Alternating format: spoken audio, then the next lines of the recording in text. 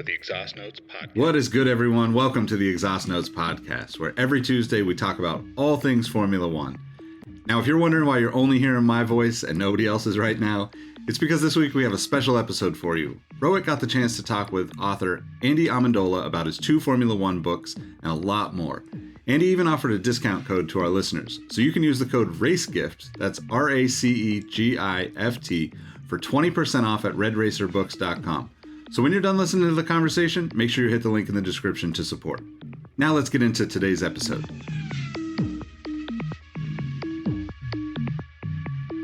Welcome to the Exhaust Notes podcast. Good morning, everybody. Welcome to a special episode of the Exhaust Notes podcast. We wanted to do something off the beaten path a little. So I've got Andy Amendola right here next to me. And Andy is a great guy because he wrote a book that I think a lot of our new fans and parents of new fans would like to buy, which is The ABCs of Racing.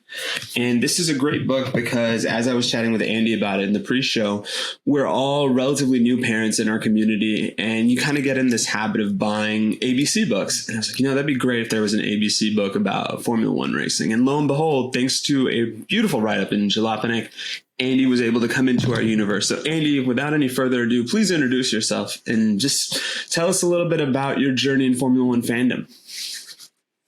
Yeah. Hey, Rohit. Hey, everyone who's listening. Thank you for having me, first of all, and thank you for such a great introduction. So I'm Andy Amendola. I'm 41. I live in Miami Beach, Florida.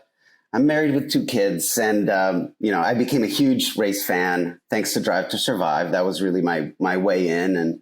And like you mentioned, I have kids. I look up, ABC books, beyond, I look up lots of books. My kids are 6 and 8.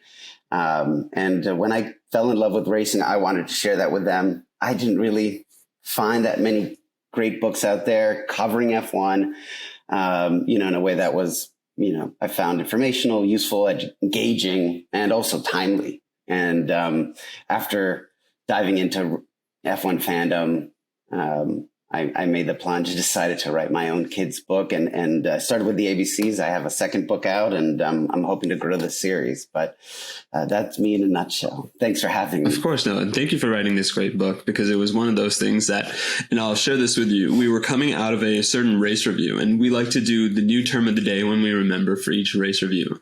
And Nick, who's one of our co-hosts, said, I wish we could do that on Understeer. And I was like, you know what? That's funny you mentioned that, because I read a book, once again, shameless plug, ABCs of Racing. And wouldn't you know it, if I look up the letter U in said book, what is that saying? That says Understeer. So I do believe I may have read that verbatim. So here's your royalty in a sense. It's like, let's give you a broader platform. But awesome. It was just one of those things that it made sense. And it's one of the other aspects of this sport where I'm still relatively new. And I always said a barrier of entry for me would be the technological concepts. Because as we were chatting, I'm not as connected to the technical aspect of it yet, but this goes a long way because you have that opening round of questions that you really want to ask somebody, and then you're worried about the backlash and be like, oh no, I'm going to be the kid in the class. It's like, how is 2 + 2 4? And the thing I always tell people is please ask those questions, because I've been in both sides of it, and there's nothing more exemplary or illustratory than somebody asking a question, you educating them the right way, because I think that is probably the best way to give off that passion of what you have for a sport. So I wanted to use that as a segue to say, when you first clicked Drive to Survive, because if I'm referencing the Jalopnik article, I believe that was kind of your gateway into it. What about Drive to Survive made you want to take the ride into Formula One fandom? Yeah, so I'd have to say that first, to give you context about how I watched Drive to Survive. So it was the pandemic. We were stuck at home for 2 years. We had remote learning with the children at home constantly, me and my wife working from home. We were stuck inside for 2 years, and some friends urged us to watch Drive to Survive. It had been on my radar, was on the to-do list, but we ended up watching it, and we watched it really just as escapism, as entertainment. we wanted to watch it. We heard it was good, and we started watching it, and it was great. And really what did it was the stories of the characters. And yeah, I come from a marketing background, and one of the things we use in marketing and brand building is brand archetypes, which are the same as storytelling archetypes. Hero, explorer, there's villains, there's, the everyman character, the digester character. And I think Netflix and Box to Box Films did such an amazing job making these really exciting, compelling, engaging stories about these drivers. And each episode was a story in and of itself. And I think that's what really hooked me in, because we just fell in love with these characters. To us, we were watching, entertainment, and the personalities had a lot of character, and you wanted to see what happened next. So we watched we binged the first 3 seasons. I hadn't turned on an actual race until after watching it. But it was just a moment that after we finished those 3 seasons, me and my wife looked at each other and said, when's the next race? I want to know what happens next, because, we weren't going to wait another year to see what happened. And we turned it on. We turned on the races. And from then on, we knew what was going on. I think Formula One is a sport that can be very intimidating. I myself, was intimidated by it before. It's come across my life a few times. It's come across in my career. I've worked with sponsors of racing before and several clients, but I never got it. And I never got into it. It felt complicated, but what Netflix did is they told these amazing stories of people, and then they weaved in, the understanding of the sport as you went along. So it was like a Cliff Notes or cheat code that, just fast forwarded me into fandom. And I think that's what they do so well. Yes. Right? Yeah, it's the way I explain it, because I've got family back in India, and it's one of those things. My uncle played on the Indian national cricket team, and I'm always going through that thought exercise of how could I bring cricket into America, or how could I bring basketball to India, or something like that just allows you to cross over. And to your point, I can't think of a league or sport that has done that job better than Drive to Survive, because it is so much about the characters. And we as human beings love a good story when told right. And I'll use the example similarly of, as I was going through the first 2 seasons, for whatever reason, I think we all fall in love with Danny Ricciardo. I mean, shout out to my 2 co-hosts, he's probably been the greatest ambassador of a sport that I think anybody can ever think of. But I also gravitated towards Esteban Ocon. And I was just like, oh man, that'd be great if these two were ever on the same team. And lo and behold, to your point, it's as you're going through the season, you're like, okay, you know what? Season's done. Let me look. Hello, Renault. You've got Danny Rick. You've got Esteban Ocon. I've got my guys. And that goes a long way. And it's funny you mentioned the pandemic, because the same way I was just I got through the first 2 seasons, this is great. I need an extra sport because I want to troll my wife. No, I'm kidding. Sorry. But it's one of those thoughts where it's I was ready. And then the pandemic started, and the pandemic was so close to that Australian race in 2020. And you kind of just felt oh man, this momentum might get lost. But it's a testament once again to Formula One and the show that people you know what? We will wait, because how it's been presented has been so beautiful, and there is something human. And that's the thing I keep coming back to, because it's inherently a very mechanical sport, but the drivers, you can see that every race is a desperation. I always go back to the Nico Hulkenberg story of this man's never won a podium, and he seems to be a fairly accomplished driver in spite of that. But we are in a society that always looks at what have you done now, and it's rings culture, and he hasn't got that. So here's hoping now that he is on the grid again next season, he can get something, because I think I'd love to get your take on this. There's nothing more overwhelming when you pick a new sport, you pick your guy, and he does something awesome, because that validates you. Totally. And they did a great job of telling all those stories. Esteban Ocon is one of my favorites too, because of how he is kind of, characterized in the show. I mean, his parents gave up so much, the amount of pressure that he must have on his shoulders to succeed. It's and you want to root for an underdog. And when your underdog wins, that's the most amazing feeling ever. And I think what's great about it is that there's only, there's 20 drivers. So it's not that complicated a story. You can't tell that same story for every player in a football league or a baseball league. There's just way too many, but Netflix has been able to do it. And you fall in love with that driver, that character, and then you want to see them do well. And then you start getting hooked, and then you get into the other side. So I transitioned from, the personalities, and that's to the engineering side, because I fell in love with that side. I had no idea that existed. Mm-hmm. And for me, I went deep on that side. Netflix kind of just was that hook, that gateway to get you in. And the idea for that ABC book was to help people, because it's really hard to just turn on a Grand Prix. Mm-hmm. Like, if that's going to be your first touch point with the sport, it's going to be tough because they use jargon. If you don't know what box means, if you don't understand what DRS is, you're going to get lost, and it's going to feel like cars going around in circles. But there's a lot more to it, that if you have a little bit of introduction understanding, it makes it so much more exciting. Yeah. And never underestimate, especially I think as we're kind of going through this journey as a country. I famously said, we're going to get 33 million new fans. Maybe it was tongue in cheek, but it feels like every time I go to my local grocery store, or if I'm having that conversation at water cooler, somebody's going to be like, hey, I hear you're a Formula One guy. What do you think of X, Y, and Z? And I'm like, that's the best way for this thing to spread around. So I guess I'll use that as a segue to a question I didn't jot down in our notes, but how have you dealt with that experience? Because I think as you articulate the brilliance of your book and the love of the sport, I'm sure people have come up to you and been like, Andy, I didn't know you were a Formula One guy. What is that first initial wave of conversation? Are like people now kind of coming to you as their Formula One guru? Is it something along the lines of, hey, why did you get into this sport?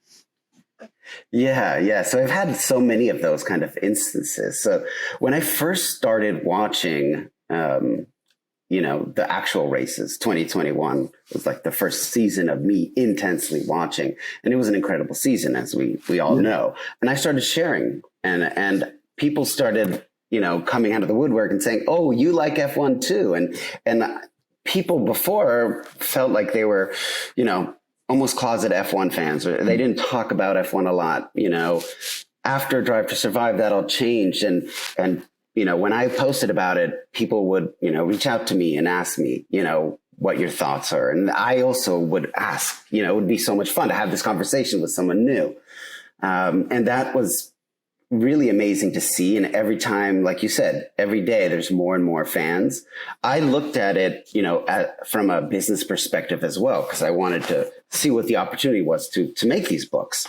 And what I saw, every race, the ratings were, double the previous year, on ESPN. And that doesn't even count the F1 TV and all the other things.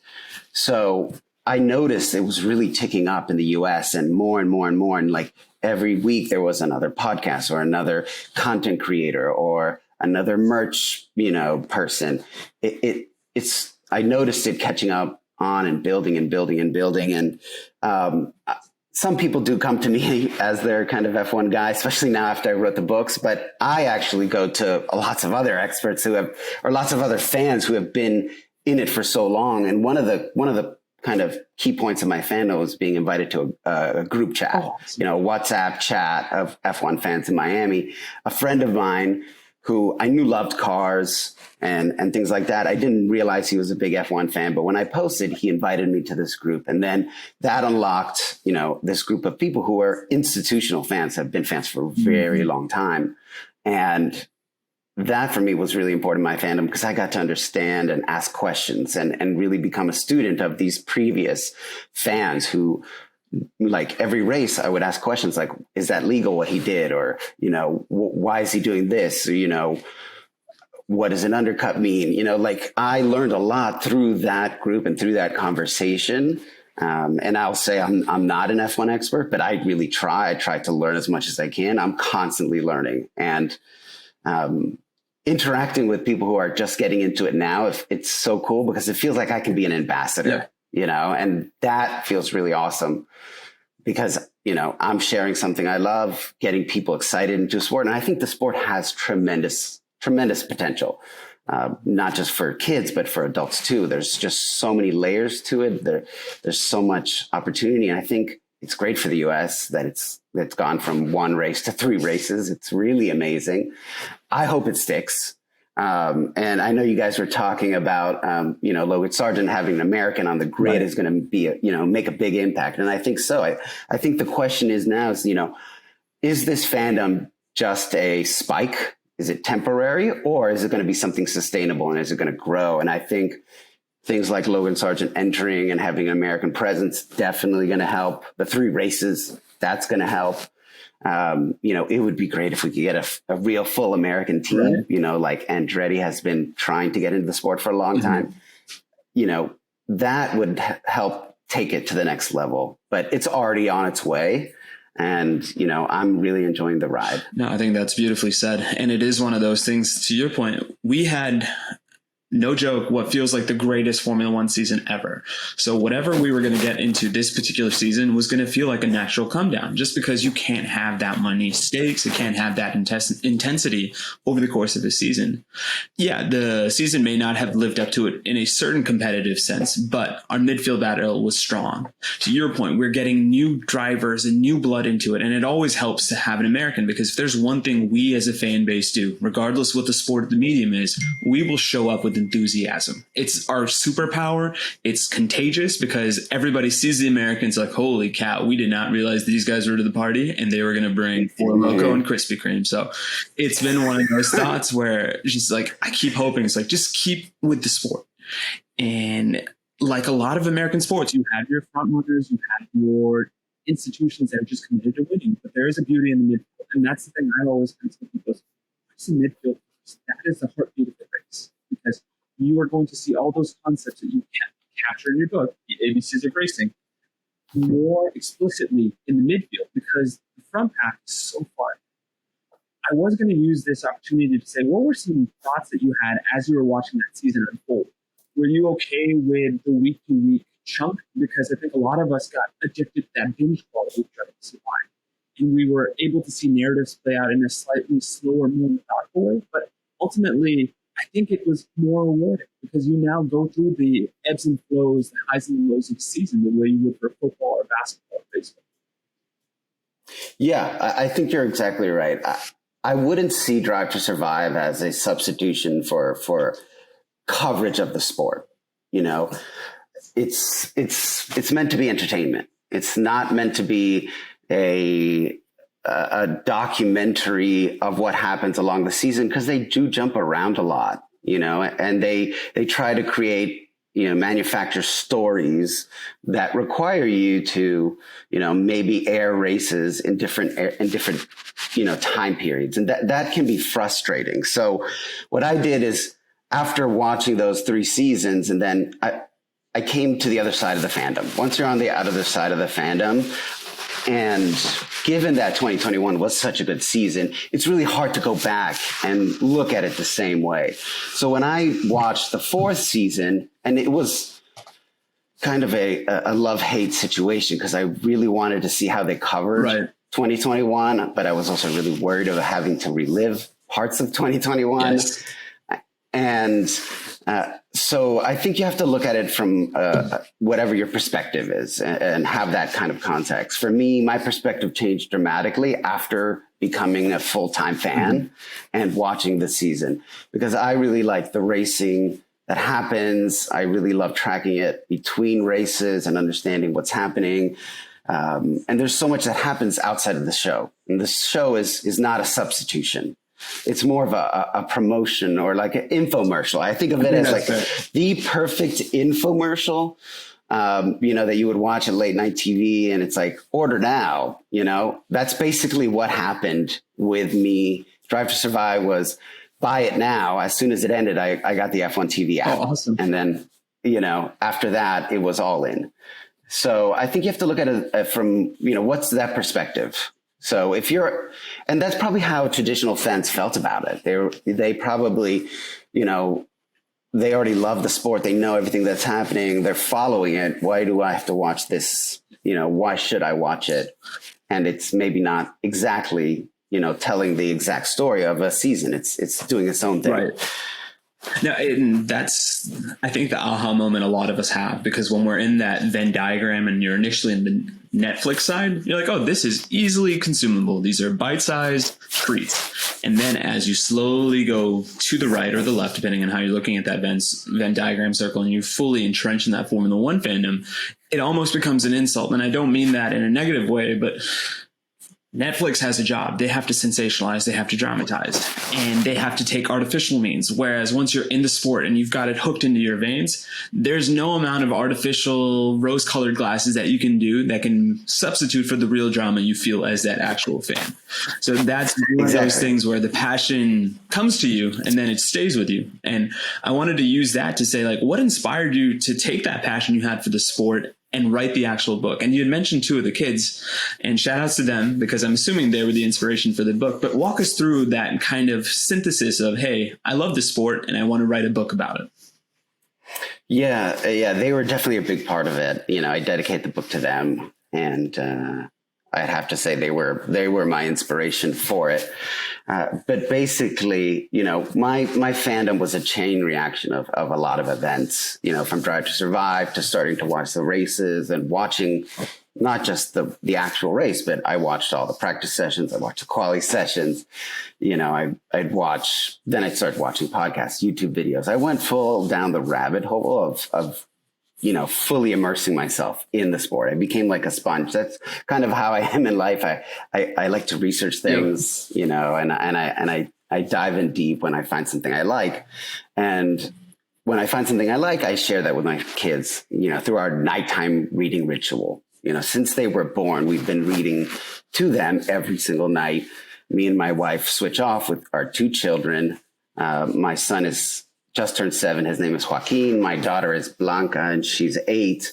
And we've been reading to them every day since birth, basically. And I read a lot of books. And over the years, as you'll probably see, is like you start selecting the books that you want to read to the kids, and start kind of, you know, steering them on that path, because you want to read books that are interesting to you. And I found some great books over those years that I learned so much about other things, you know, that I liked.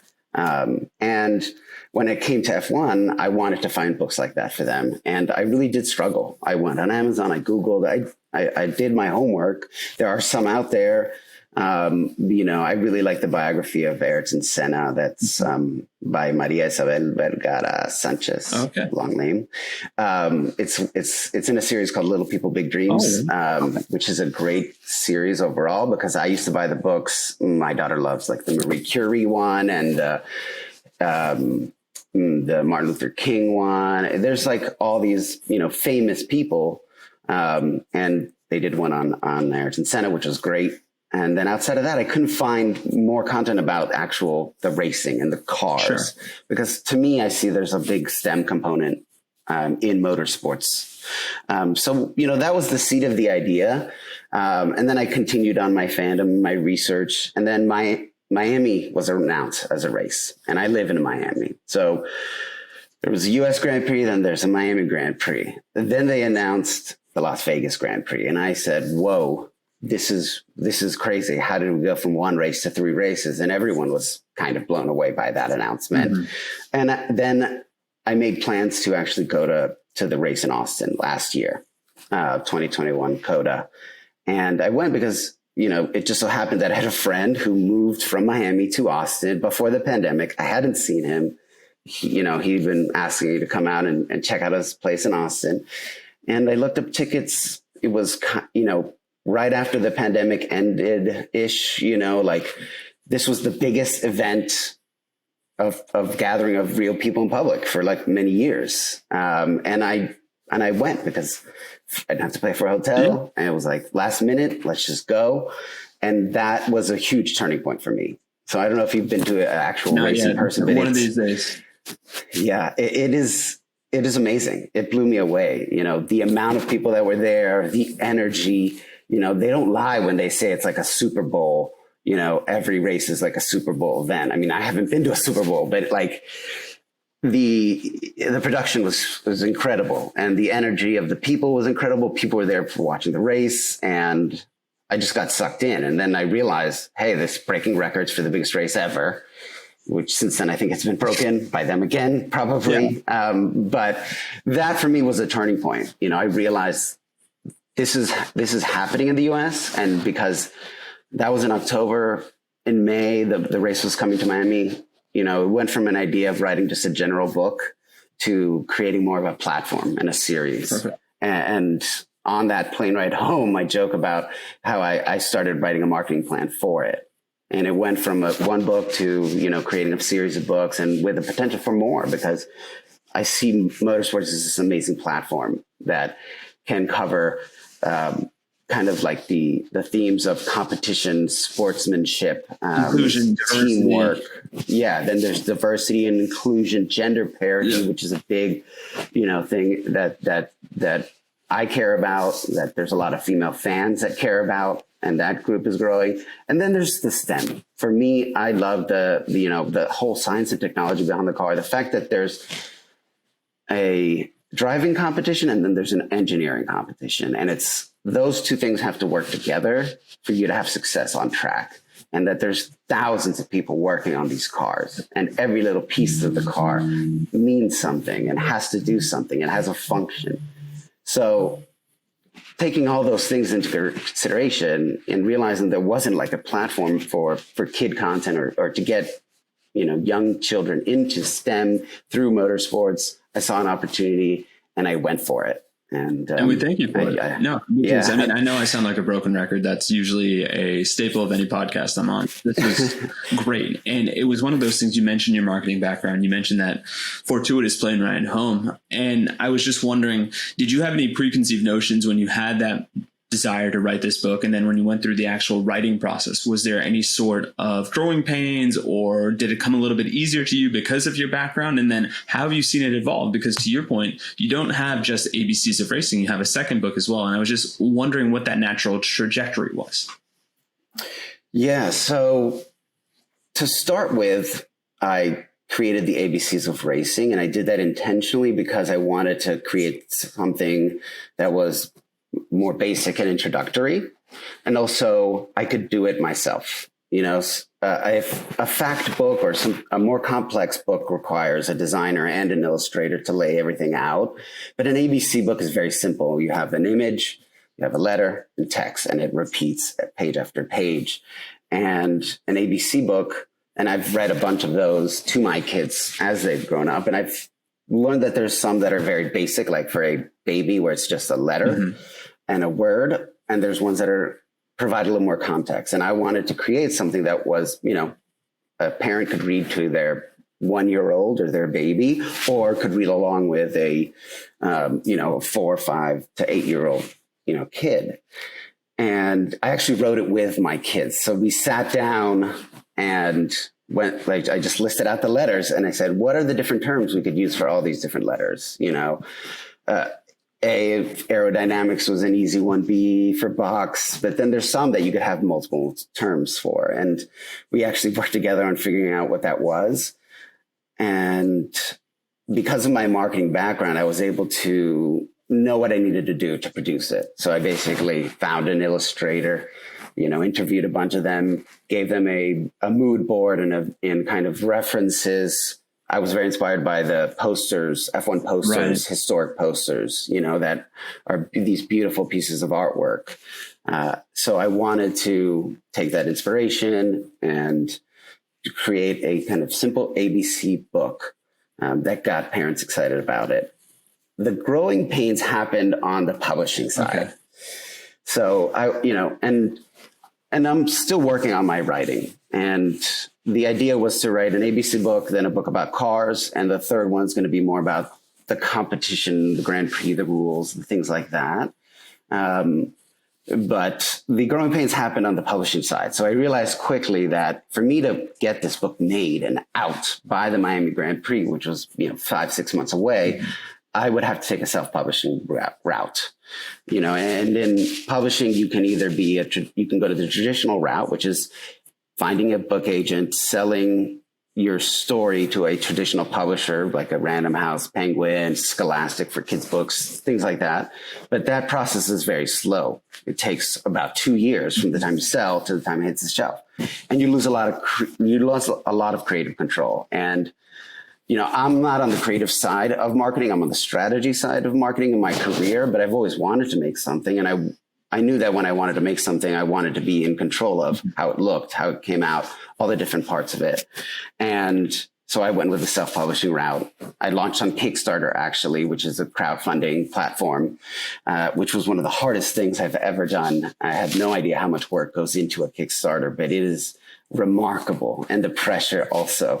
But it was an incredibly fulfilling experience too. As people who've done Kickstarters will know, you really connect with that community, and you have this connection with your backers. They're not your customers, they're your backers. And I still talk to many of them, and some of them have invited me to their group chats. Awesome. So it's a really remarkable way to start. And that's basically how it started with that ABC book. And I did it in English and in Spanish because I am Latino, and I wanted to have a Spanish version of the book, partially because I wanted my kids to get more into learning Spanish. But it started with that. And I saw the great reaction, like people were having a great reaction, like you have, and I really appreciate that. And people said, keep going. So I was like, okay, and then I went to the next thing that I wanted to cover, which was cars. So the second book is all about race cars, and I really dove into the new regs because, as you know, these cars change a lot. Yes. But every few years, 5 years or so, there's big changes. And those big changes have a lagging effect. And I kind of wanted to capture that moment in time. The cars were new. No one had done anything on the new cars. So that's why I went to the cars, the next thing. And that's because of the STEM component. So I could dive deeper into understanding aerodynamics, mechanics, the tires, all the different components of the car that might excite kids into understanding, hey, it's not just about fast cars zooming around a track. There's all this other piece behind it. And that's why I have a character, Roxy, who's an engineer as well, because I want to make sure that kids can see that it's not just about drivers. There's a whole other component about it. And she represents the engineering side and the team, So it basically started with, creating something simple that I wanted to get out quickly. It's still done in a good way because I did spend a ton of time on it. But then I wanted to create, a follow-up, and I still have plans to do more, and I'm working on more books. It's just a question of how much time I can put into it, because this is not my full-time job. This is my side hustle that I want to turn into my full-time job. And that's always been my goal with this project. But I'm self-publishing, so I'm learning a lot of things on my own, and that side, the distribution, now I'm trying to expand internationally, and that's been quite a headache. But it's amazing because I'm learning, and I like to keep learning. And I've learned a lot, and I still have a lot to learn. So it's been a fun journey. And that journey, once again, shameless plug number 4, ABCs of Racing, available wherever you find books. And you know what? I really appreciate the component and the thought around diversity and inclusion. My daughter is going through a Spanish immersion school, and it's one of those things that inevitably, when it comes to Papa reading, I think I might read the Spanish version of your book now, because it's one of those things that you can't always say that about books. And when you give the kids that image of, hey, that can be me, whether it's the story written in my language that I speak at home, or that character looks like me, that goes a long way. So I thank you for that as a fellow parent of a kid that is always not necessarily seeing her country or her nationality represented. I wanted to use the last 5 or 10 minutes to kind of give some shine to the kiddos, because they're the ones that inspired your book. Who are some of their favorites, or who are some family talking points where you may like somebody, but your kid's like, oh no, Max Verstappen, get out of here, old man. Like, talk to me about that. The best part of becoming a fan is you have your favorites. Yeah. So last year we were a house divided, let's say, because my son last year was a huge Max Verstappen fan. So yeah, I had to get him some Max merch. But I was on the Lewis Hamilton side, as was my wife. I'm also a Ferrari fan. I have to admit it. It's for me as a child growing up, Ferrari was just this brand, this icon. And it's, for me, it's like a heritage kind of thing. It's not just like, oh, they're doing great, because they're not. It's more of just like Ferrari is this cool brand that's iconic. And also it doesn't hurt that my family, before they came from South America, came from Italy. And my name is Italian, actually. So there is some kind of connection there, but my son is a huge Max Verstappen's fan. My daughter, I was trying to get her into the Lando and Ricciardo, and she does like them, but now she's transitioned into full Lewis. Full Lewis fandom. Lewis is just a big personality in our household. He was a huge inspiration to me. We love seeing what he does on track, but also what he does off track. He's a great role model. But what I'll say is that, we like a lot of racers, and it's not like we have a home team necessarily. So, the race, who I'm cheering for kind of changes throughout the season and evolves. But and there's so many great drivers and so many great characters to choose from, the fandom to choose from. So I would say, we have kind of moved over more into the Mark Ferrari territory. My son is still a Max Verstappen fan. He loves Valtteri Bottas too. Oh, nice. Yes, he's a VB stan for sure. And I'm trying to get him into Williams some more too, as well. It's, everyone has their favorite, and we all have different merch and things like that. That's beautiful. But, it's just fun to be able to do that with my kids. No, I think that's the secret joy of parenting, is like when you can introduce them to stuff you like, and knock on wood, they actually catch on to it. And they're like, yes, another level of friendship and parenting has been unlocked. And I share a same sentiment, where it's like, especially this season with Ferrari, I don't have the innate connection that you do, but it's one of those, like, I think I have Stockholm syndrome, because they're so good. They just, please put it together. And it's just, I'm like, oh, please, God. I feel like a parent watching them make their first steps towards competency sometimes. I'm like, I think you guys got it. I think oh no, you ran into it. So yes, exactly. I'm here's hoping that it's like a savior syndrome or something. It's like you want them to, you're sticking by them regardless. Yeah, and I love the Valtteri Bottas shout out as well, because I'm hoping, Joaquin, once you're old enough, you can receive the infamous print that Valtteri. Oh, yes. And take it. I thought about getting it. No, one of my co-hosts gave me that, and I'm like, I need to figure out how I can tastefully display this in the office. But I really love your point around Ferrari as well, because I used to work at Nike, and it was one of those things where when the interviewer asked me why Nike, I waxed poetic very similarly to you, where it's like, I'm an immigrant to this country, and Nike is just one of those brands like Ferrari, where it's like, if I know I do my job right, I have that at my disposal. And that's what Ferrari represents to a lot of folk. And there is something, I think it may have been Carlos Sainz, that says everybody wants to race for Ferrari. All of us get the opportunity. Yes, I feel like every driver, even now, would still want to, because there's a childhood dream of like that childhood poster you have in your bedroom of that hot Ferrari Testarossa or whatever it was when you were growing up. And it's an internationally known symbol for success and racing and luxury. So it's definitely something, as an immigrant, or an immigrant family, like these are brands that you want to associate with yourself, and something that some of the other brands don't necessarily have, but everyone kind of aims for. No, we made it as soon as you have that affiliation. So on that note, Andy, where can people find your book? Where can they find you in case they want to follow up with this conversation? Because this last 2 minutes, I just want to give you that platform, since you gave Formula One a brilliant platform. Thank you, Rohit. I appreciate that so much. That's so awesome. And I love coming on and sharing my story and sharing my love of F1.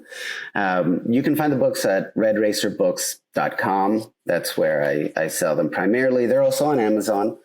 There are a handful of independent bookstores in Miami and LA, but beyond that, it's mostly e-commerce, as I am self-published. Hopefully that will change in the future, and I'll be able to get my books out to more people. That's my goal. But right now, redracerbooks.com. And if you are on social, at redracerbooks is my handle for most of the platforms. And I do create a lot of content on those platforms. I try to engage the community and create, family friendly content, as we go, because it's fun for me. And I think it's a great platform, like I said. So, and if you want to reach out directly, I'm hello at redracerbooks. And I love to meet new people and, share this passion that we all have for racing. That's brilliantly said. Once again, the book, ABCs of Racing. And Andy, what's your second book called? Yep, I have it right here. All About Race Cars. Perfect. And they're both available in English and Spanish. So this one's only in English right now. Okay. I'm working on a translation. There. Yes. Awesome. So thank you so much for your time, Andy. That is Andy Amendola. Apologies if I butchered it. I didn't mean to, but thank you again for your time, your efforts. And we look forward to hopefully catching up with you in the future to talk about the races now that we've got this nice introductory episode for you. Definitely. I love that. Excellent. Thank you again. Thanks.